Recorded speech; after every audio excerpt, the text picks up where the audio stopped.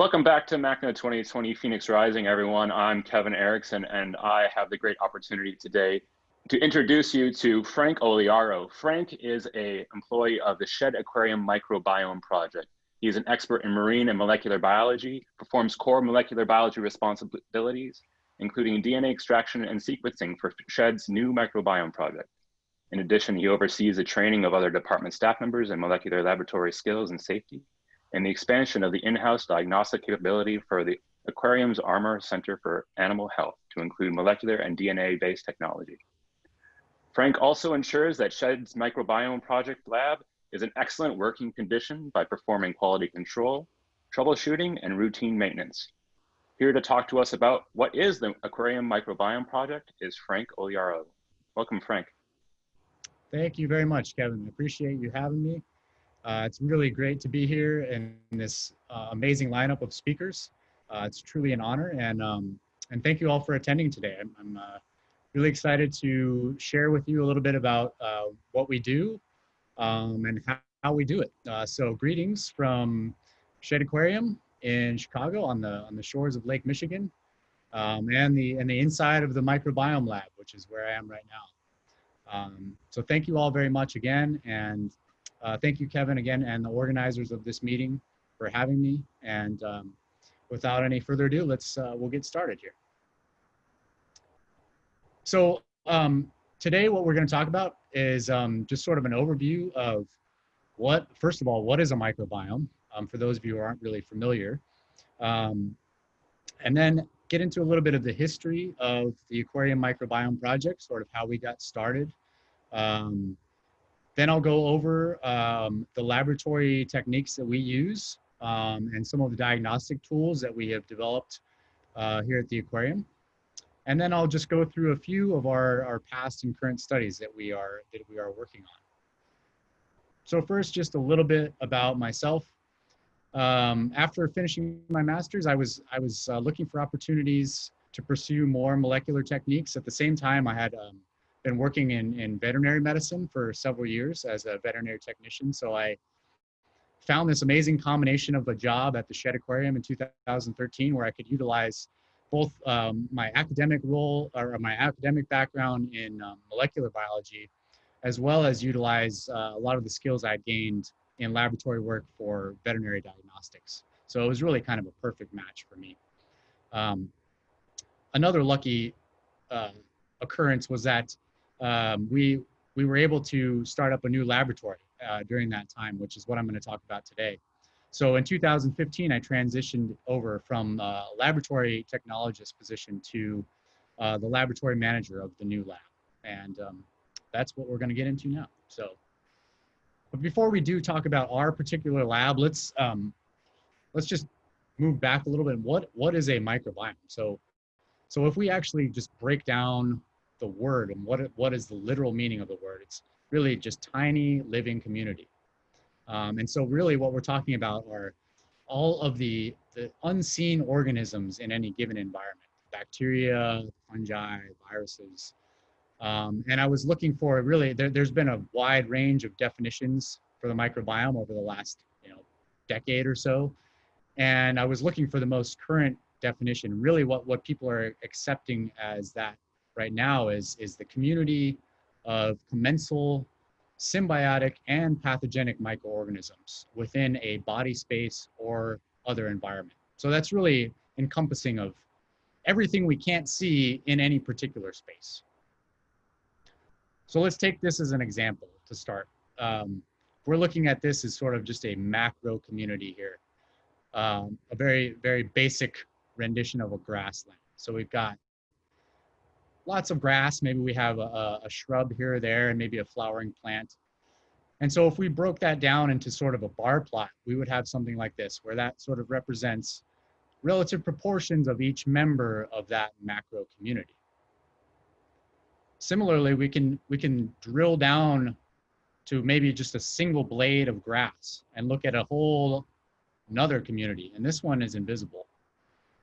Each blade of grass, and really everywhere else throughout this macro community, there is a micro community, a microbiome, a community of microbes living on this surface. So we've got this macrobiome, and within the macrobiome, we've got a microbiome. Now, how do we actually look at a microbiome? It's really difficult to take a microscope and then be able to determine what all these different types of microorganisms are. It's actually impossible. So the way that we tend to do it now is using molecular biology techniques, such as DNA sequencing.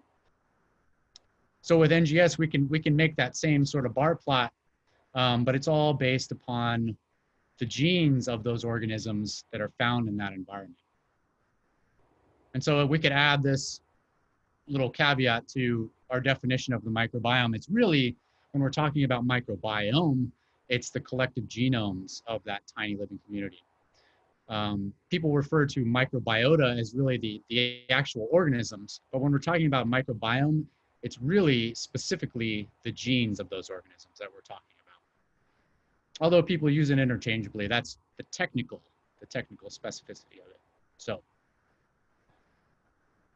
So one example of a really well-studied environment nowadays is the human gut microbiome. A lot of attention has been paid to the microbiome as it relates to human health. And so we know it has important implications on health of the host organism. And really there's been a paradigm shift from thinking of bacteria as really single pathogenic organisms to thinking of them as entire communities of microbes that really play a critical role in the health of the organism, or thinking about the organism as a holobiont or a meta-organism. There have been over $1.7 billion spent in the last decade on human microbiome research, which really demonstrates this paradigm shift. Many researchers now, and doctors as well, think of as a eukaryotic organism as really just a meta-organism, not a separate host and microbe relationship. Now, if we look at something that's more similar to what a real microbiome might appear like, not these little cartoons I've been showing, this is a picture of a stylized scanning electron micrograph from a gut microbiome. So much more complex. There's a lot going on there, lots of different organisms. We see actually that, maybe one of them is more dominant than another. It looks like those sort of blue diplobacilli are kind of dominating this particular microbial community, but there's a whole slew of different organisms in here. And then you can see some sort of maybe what looks like a plant fiber down there at the bottom, just to give you some scale of the size we're talking about when we're looking at microbiome.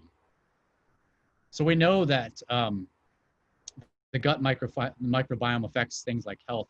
That's been pretty well demonstrated. It also affects many other things, from weight gain. There have been studies looking at microbial transplantation in mice, where we've got this sort of obesity-related microbiome versus more of a, if you will, a microbiome that doesn't select for those phenotypic traits. And so they've done some switching around of these different communities and seen that it really does impact the phenotype of the host, and can even go so far to affect behavioral components of the host, where we have potentially, some sort of a behavioral response to a treatment, where if the microbes in the gut are shifted in such a way, that response shifts as well. This can also be extremely important in resilience to infection through things like competitive exclusion. So, which leads me to something you may have heard of before called the hygiene hypothesis. I had to put this cartoon in there. I've got 3 children under the age of 6 at home, so I am well aware of them sticking things in their mouths and trying not to be that helicopter parent.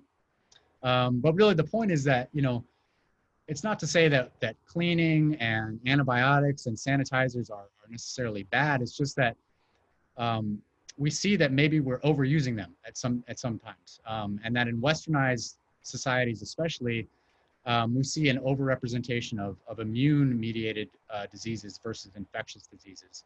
And then the idea here is that the reduction of exposure to microbes early in life can then lead to autoimmune diseases later in life, with our immune systems not really being trained on exposure to all of these different microbes. So they sort of get bored and look for other things to do, and then they start attacking our own bodies. Now, this is just a short list of some of the microbiome projects that are currently in progress. As you can tell, a lot of them are really human health centric, but also relating to characterizing microbial communities in both natural and built environments. And that's kind of the space that we live in with the Aquarium Microbiome Project, is looking at the built environment for aquatic organisms. So we are really interested in the built aquatic environment. That's really what our focus is. And now I'm just going to go through a little bit of the history on how we got started and our roots, and then progressing into the opening of our lab. So our Vice President of Animal Health, Dr. Bill Van Bon, this is his picture here, he really started looking at the effects of microbial communities in environments of aquatic animals way before we started the project, which was really in earnest at the end of 2014 into 2015. And Dr. Bill, anecdotally, he's worked with especially marine mammals, but aquatic animals in many different settings, from wild settings to highly intensively managed aquarium settings. And he noticed that there were certain diseases he was only seeing in certain mammals in those managed settings. One example of this is a bacteria called Erysipelathrix rhizopathia, and that's a disease-causing bacteria that can be really detrimental to marine mammals, as well as swine in a farm setting. So we're always kind of on the lookout for that. And the cases that he had observed in sort of wild type environments were near none, whereas there were many more than that in managed environments. So that got him to thinking, why is that? How does microbial diversity in these systems affect the animals that are living in them? How can we better optimize the management of these habitats to maybe promote more microbial diversity, and hopefully that results in better health of the animals, maybe potentially less infection, relating back to that hygiene hypothesis idea, or less immune-mediated diseases. And now, so what we started looking at were, we started working, we were working with some researchers at University of Illinois all the way back in 2009, looking at some of the microbial communities in the oceanarium habitat here at Shed. And this was a good opportunity because it was about to be renovated. So right before it was renovated, and then right after, they were sampling the aquarium to look at the microbes. And what we saw was it was very, very low diversity, really dominated by just a few different taxa. So that bar plot you're looking at on the left is really showing two different groups of samples, pre-renovation and post-renovation. And all the different colors within that column represent different types of bacteria. And so we can see there was a significant increase in the diversity after the renovation. This is also due to things that we started doing a little bit differently after the renovation, thinking about this. Some of these were things like circulating fish water, water from fish systems that had really become too high in nitrate. So we were going to just dump that water. So we started pushing it into the oceanarium where nitrate levels aren't really going to affect an air-breathing animal. Also started doing things like fluctuating temperatures to reflect more seasonality in that system, not just keeping it level at, say, 50 degrees Fahrenheit throughout the year. And then also looking at how we can change our thinking about disinfection. So this is an ozone disinfected system. So we started looking at how maybe we could reduce the amount we're driving in there, or how else we can manage it a little bit better. And so really, we decided that we need a lab here to start investigating those things. We've got a great water quality division where, you know, they have this dialed in. They have been doing it for decades now, and they've really established how we can manage the chemistry of these systems, but we didn't really know yet how we can manage the biology of these systems and how we can manage the microbial ecology of them. So thankfully, in 2015, we were approached by the Granger Foundation, who wanted to support the aquarium with a large gift. They have been big supporters of the aquarium in the past, and we presented them with 3 different ideas. One of them being this idea for a microbial ecology lab on site. And luckily for us, that was the one they thought would be the best idea. So we were able to run with that. I really had the privilege of being in the right place at the right time and being able to construct a lab from scratch. So we started the construction in early 2016 after we received the funding in mid 2015. And by spring of 2016, we were starting to run our first samples through the lab, which is really exciting. So we basically took this largely unused kind of group reception area, lunchroom slash multi-purpose space, and we just kind of divided it in half, and we turned that one half into a molecular biology lab. And so this is what it looks like today.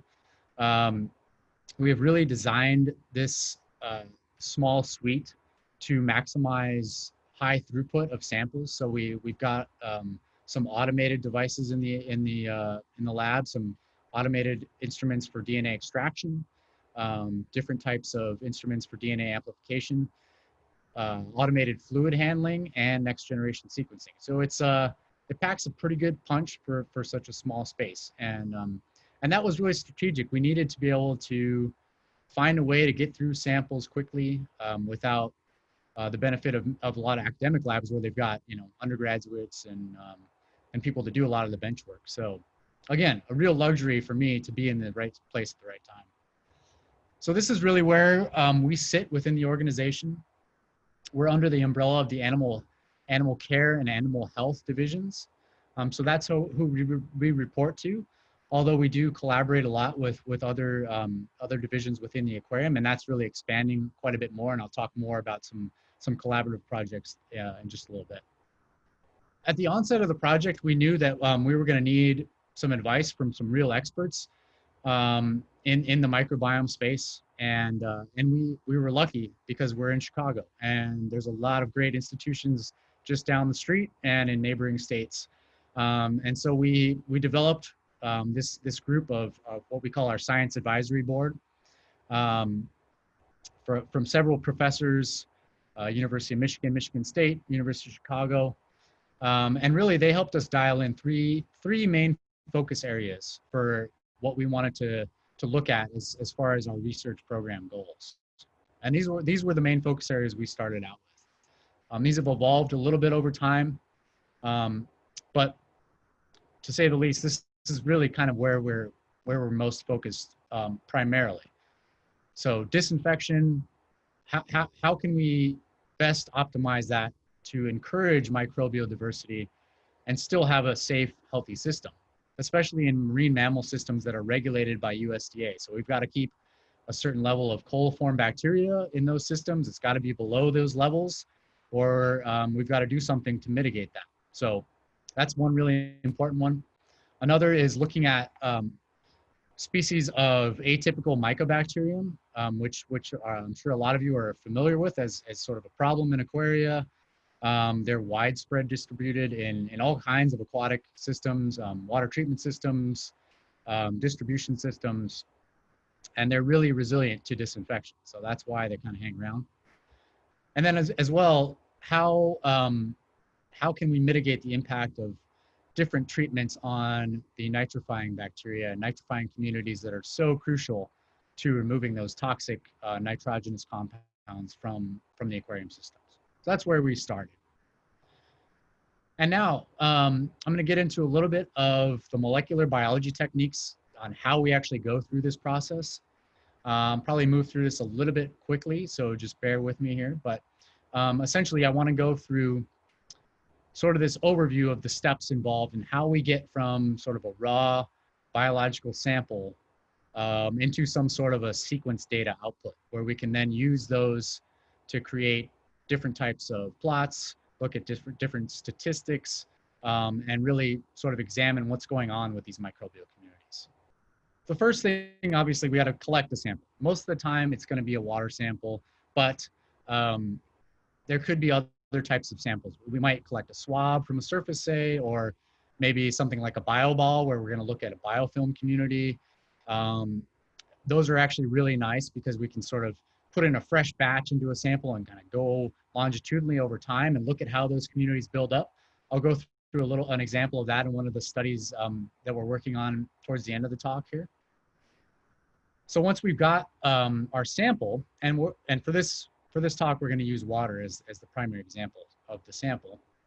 Once we've got our water sample, the first thing we're going to do is actually filter it through a membrane to just trap those microbes on that piece of membrane filter.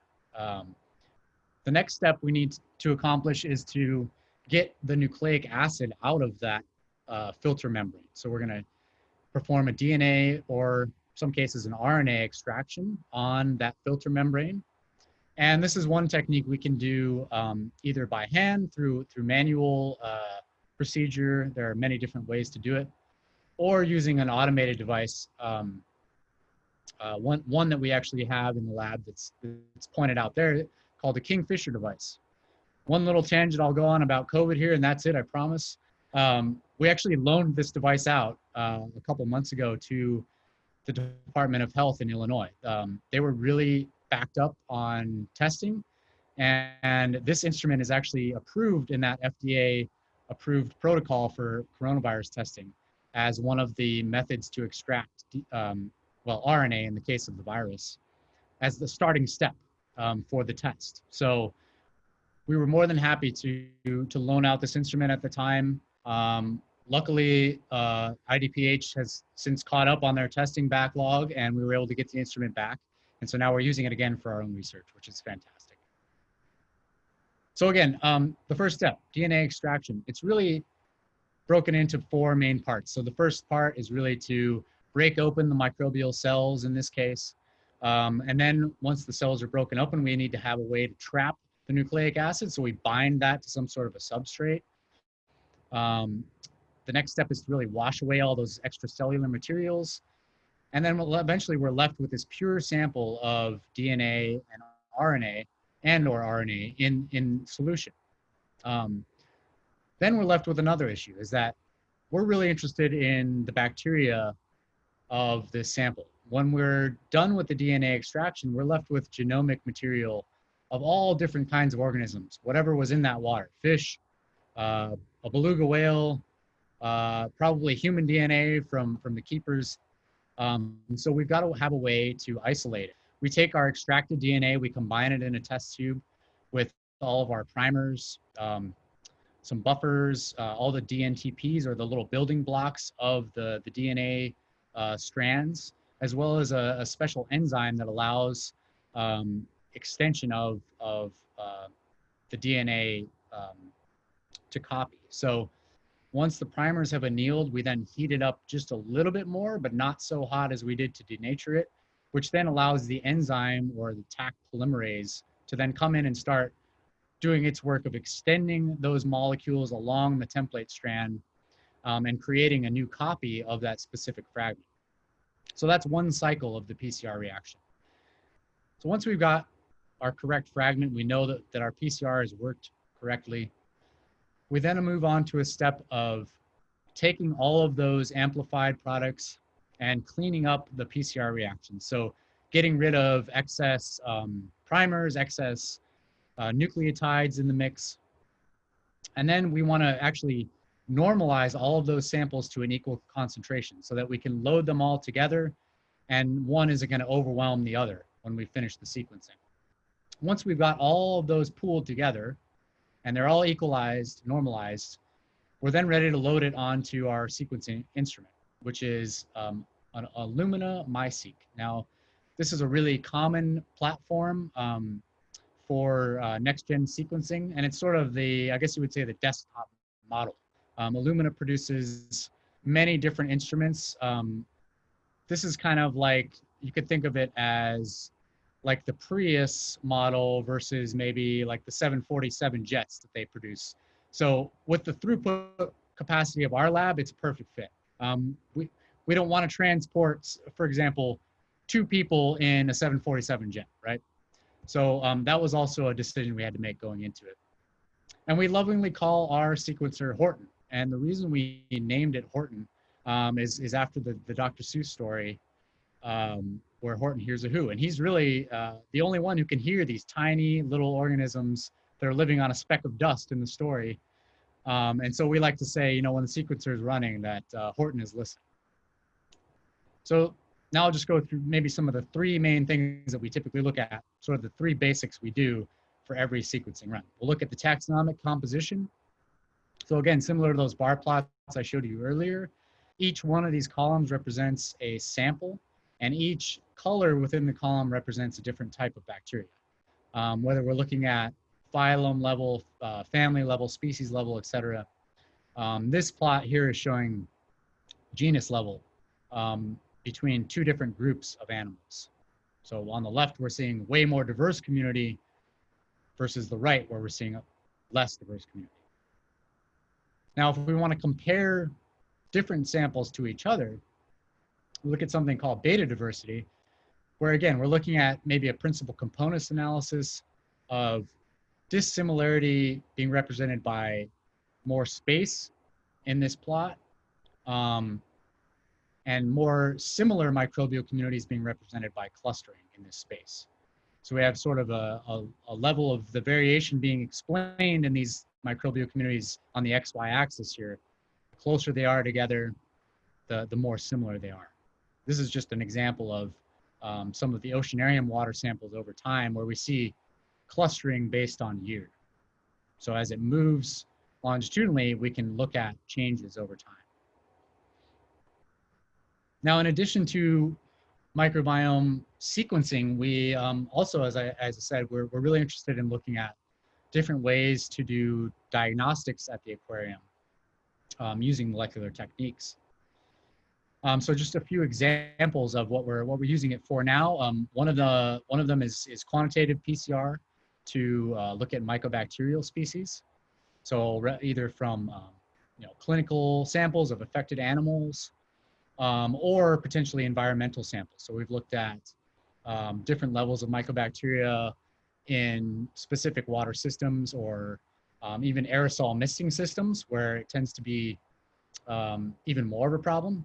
And so it's really a nice tool to be able to sort of look at the relative load of this organism in any environment. We're also now using it to identify chytrid fungus in amphibians. So we can take a swab sample from an amphibian that may, if we're worried about that particular organism, and maybe we're not seeing it microscopically, as we are in the picture there, or for quarantine screening. If we're having animals come into the building or leave the building, we can screen them for this fungus before they go anywhere. So we make sure we're not spreading it around to any other facilities, or it's coming into ours. And one more I've been working on lately is for identification of protozoal, ciliated protozoa. So again, looking at how maybe effective some of our quarantine treatments might be on treating a system for a particular pathogenic ciliate, or on the flip side, looking for potentially beneficial ciliates in things like larval fish rearing, or where we might want to use that as maybe a food source for organisms, or looking at their potential for bactericidal activity. So lots of little projects for using PCR to look at different tests that we can use. Another study we've been working on is looking at the succession of microbes in sort of the biological filtration of these systems. So we had an opportunity to sample a closed saltwater system that was housing sea dragons. The facilities team wanted to break it down and sort of restart the system. So we said, hey, let us collect some samples before and during the seeding process while you're doing that, so we can kind of look at the progression of these microbes as they set up shop. And so what we found was there was really a pretty stark domination of these ammonia oxidizing archaea as we started cycling the system. So what you see here on the far left, again, this is a taxonomic bar plot of the genera of all the different microbes in this water system. So on the far left, we've got before the shutdown, where the sea dragons are still there. Everything is sort of baseline. And we see it's more diverse, right, than when we're cycling the system. As we broke it down and then started refilling and circulating the new water, turned on the sand filtration, started adding a little bit of ammonia to start driving those communities to start oxidizing and cycling the nitrogen. We see a change in the community. And about halfway through that, when the ammonia really started to drop, is when we see that big rise in the ammonia oxidizing archaea.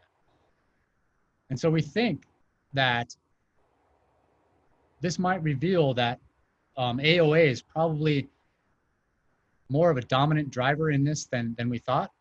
Where that really starts to take off is around here, where we see the ammonia drop way down compared to at the beginning. The average started at around 0.06, 0.07 in the initial samples, and the average dropped to 0.003 in those later samples. And ammonia oxidizing archaea have been shown to have really a higher binding affinity to ammonia. So they might actually be more of a player than ammonia oxidizing bacteria, especially in low ammonia systems. So that really might be what's doing most of the work. This one we're still working on, and we're hoping that we get this written up by the end of the year. So stay tuned for that, hopefully. As I said before, we're now doing a lot more collaboration with the conservation and research team here at SHED, as well as outside collaborators for conservation-based work. And I was lucky enough to start participating in our active role in Bahamian iguana research that SHED has been involved with since the 90s. Dr. Chuck Knapp, who is our head of conservation research at the aquarium, has been studying these guys for decades now. And I had a chat with him one day about what's going on with the tourism industry down there, and a lot of visitation to the iguanas. It's become really a big, hot tourist attraction now to go out, see the Bahamian iguanas, and also to feed them some stuff. And that's kind of been the new thing that the tour boat guide operators are doing these days. So I thought, well, could we potentially use these microbial techniques that we used in the lab to discover the microbiome communities and sort of translate to looking at diet in these herbivorous lizards? Can we use those same kinds of techniques?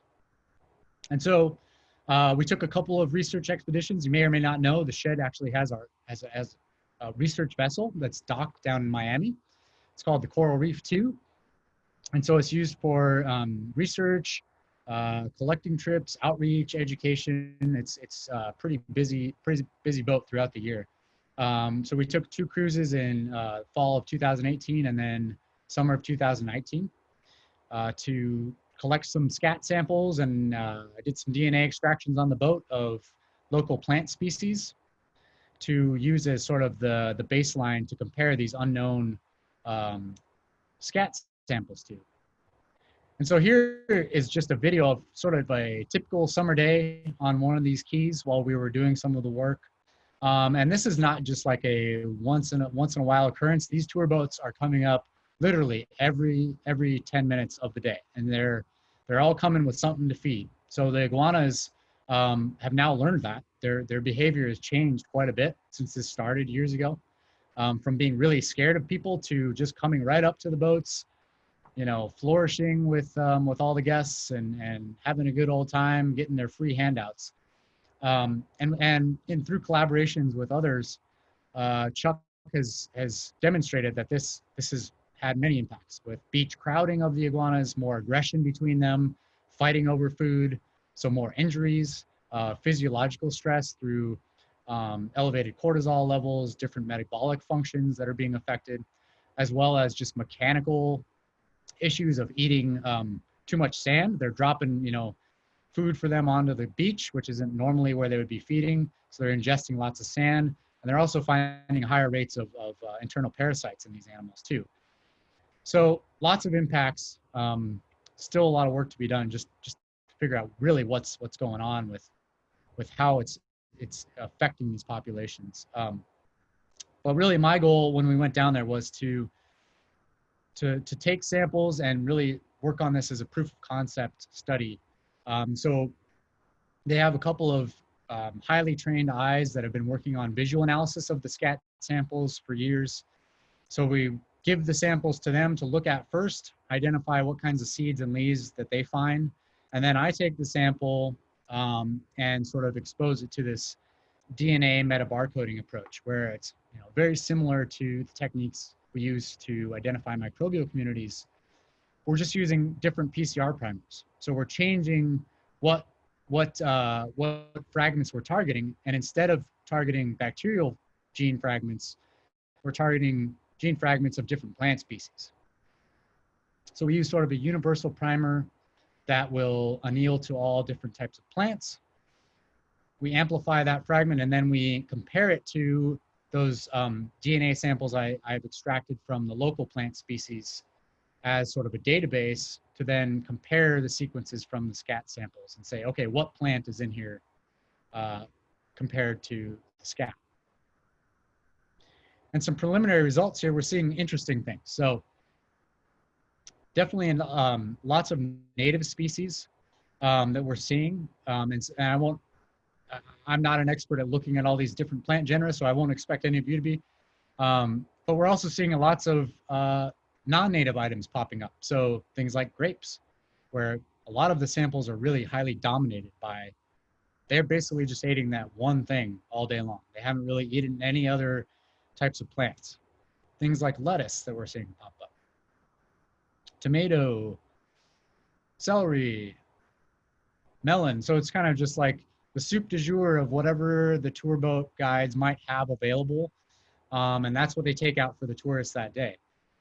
Now you got to think of it from their side too. They're trying to keep their livelihoods going. And so we have a regular meeting with them each year to kind of discuss how we can move forward with these results, and hopefully, make it something to compromise between health of the animals and also livelihood of the tour operators. So here's another example of a different island where, again, we're seeing lettuce, we're seeing some different fruits. So these operators like to take out strawberries.